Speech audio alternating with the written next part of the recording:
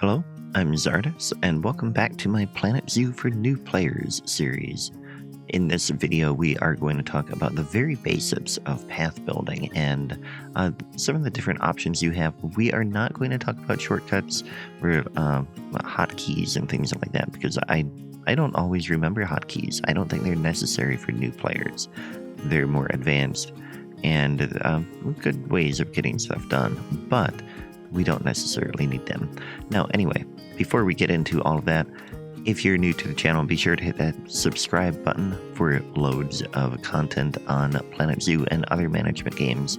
So anyway, paths. When you want to build a path, when you go down here in the bottom right, and you have many different surfaces that you can choose.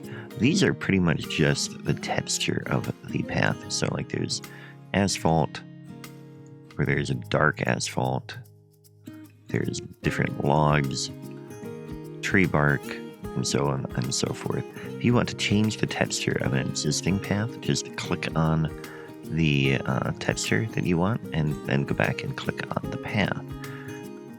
So you can change it however you want to get the look that you want. And of course there's fun ones like the tile, ornate tile, so on and so forth. You can also get natural paths like this, and then they have these little logs that show where the path is that you can also turn off by turning off curb on ground path. Oh, that doesn't work on the... That's fine. Okay, so that one little tip didn't work. For the other parts, you can see here this path. You turn on the curb on ground path, you get that curb there. And some of the different paths have different looking curbs too. This asphalt one has the concrete curb, and the light path has the wooden curb. So you can see the difference there. So that is one thing to keep in mind as well. Then the other things you can do, also let's talk about the different types of paths. The key here is a similar path, but it is for transport rides and things like that. So you can key them up with or queue them up, however you want to pronounce that. But you can get your transit rides set up like that with the queue. Then the staff path. That is like setting up a part of your path that only staff can walk on. So one thing I like to do, because I don't really care for the texture of the staff paths, they're pretty plain and you can't really change that. So I'll just do one quick little one of staff path and then do a regular path with whatever texture I want there. So you get the function of having just the staff path there, but you get the look of a regular path. Now, the different options you have over here, you have angle snap, which you can see kind of gets that angle snapping here to a different angle. You can change that as well. You could go snap to 90 degrees. And that can help you get a grid-like layout if you want. Then you can also change the length of the path. So you can put a path in a bit faster if you want.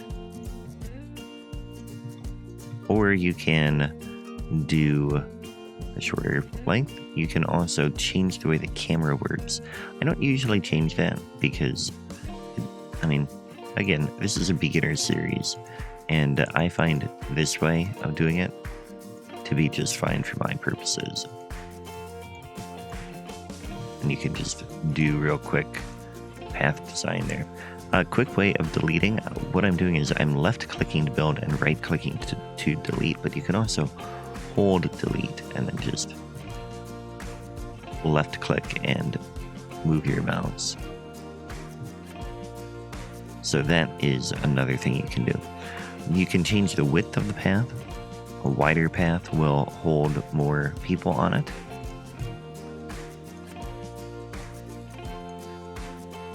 A smaller path will fit in smaller spaces. but of course not fit as many people. Aligned grid is useful as well. Once you have a path set, you can hit aligned grid, and then you can get a plaza-like thing here. And you can make it extra wide. But you see here, the terrain was all flat, and so we got this one very big square thing. You can see the different parts of the path showing up there as we hover over it. Then you can flatten terrain. If you have a hill, let's find a hill, and you put a path here, you can see it is flattening the terrain on the hill, which is helpful for some things like building a tunnel through your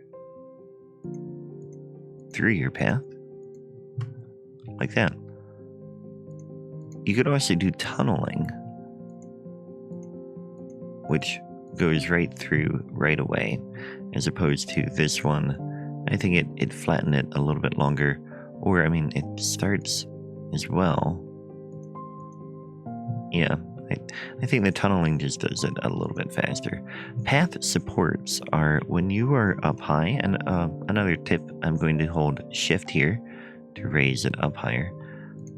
Path supports will build a support underneath the path. If you don't have that toggled, you can build a path and it will not build any support. So if you want to do your own custom supports, that's one thing you can do. Curved slopes, if you want to build a staircase, you can up and down, or like to get a path to go up and down after you've started, you can hit U to get it to start going up, and you can see this is curving. If I turn off curved slopes, it does not. It is stationary and straight.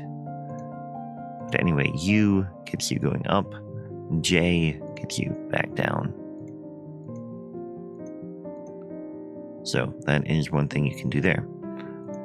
Curb on ground path, we already talked about that. Railing on ground key. So if you have a key here, you can get a railing, or you can not have a railing. Railing on elevated. If you don't want to have a railing up on your elevated sections, you want your people to be able to freely fall off, that is an option.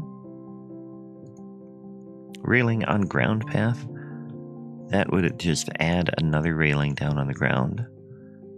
Snap alongside barriers. If you have a habitat, like one of the ones over here, and you want your path to snap right alongside that, you can hit that button, and it will go right along your barrier. Unfortunately, you can't have it snap. You can't have the barriers snap alongside the path. You can only have the path snap alongside the barrier. So that is another thing you can do there. Use T-junction when joining path. If you set that up, then when you go in here, even if you come down this way, it will set up your T-junction, and it'll be a 90-degree angle when you get there, as opposed to here you could do a 45-degree angle, or a different size. Elevated length, you can change the length that you're elevated.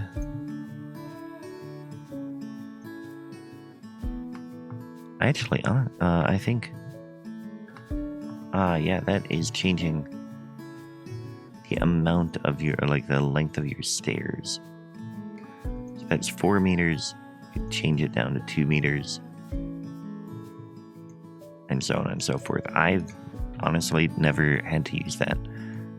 I've always found it useful where like possible to just do the 4 meters, but that would definitely be useful for some settings.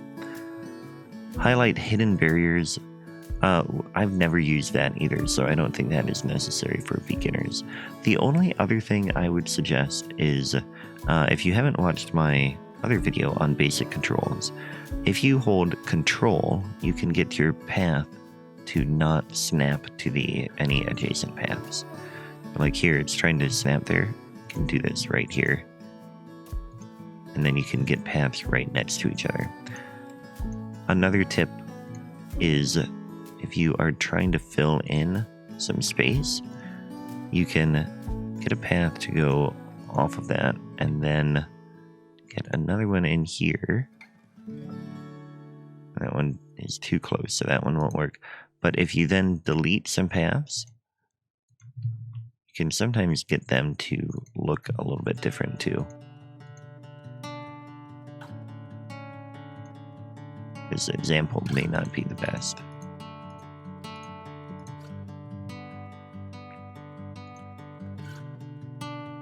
Yeah, a lot of the time it's just a matter of playing around to get the look that you want. So anyway, that is it for the path tutorial.